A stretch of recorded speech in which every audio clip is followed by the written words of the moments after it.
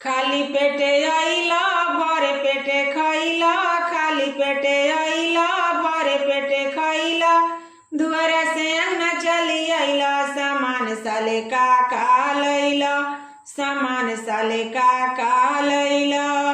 लाजो न लागे भसुर लहंगा चढ़ावे में पुरान हो, लाजो न लागे भसुर सड़िया चढ़ावे में पुरान हो। सड़िया चढ़ावला लहंगा चढ़ावला, सड़िया चढ़ावला लहंगा चढ़ावला, पापा के नाम हंसवला, सामान साले का लैला, सामान साले का लैला। खाली पेटे आइला भर पेटे खइला, खाली पेटे आइला भर पेटे खइला, दूर से अंगना चली आइला, सामान साले का लैला, सामान साले का लैला।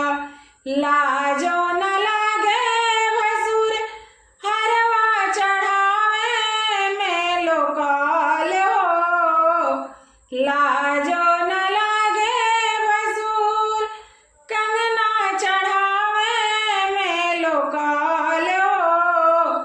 हरवा चढ़वला सिकड़ी चढ़वला, हरवा चढ़वला कंगना चढ़वला, चाचा के नाम हंसवला, सामान साले का लैला, सामान साले का लैला। खाली पेटे आइला भर पेटे खइला, खाली पेटे आइला भर पेटे खइला, दुआर से अंगना चली आइला, सामान साले का लैला, सामान साले का लैला। लाजो न लागे भसुर टिकवा चढ़ावे में पितल हो, लाजो न लागे भसुर नथिया चढ़ावे में पितल हो। टीका चढ़ावला नथिया चढ़ावला, टीका चढ़ावला झुमका चढ़ावला, भैया के नाम हंसवला, सामान साले का लैला, सामान साले का लैला।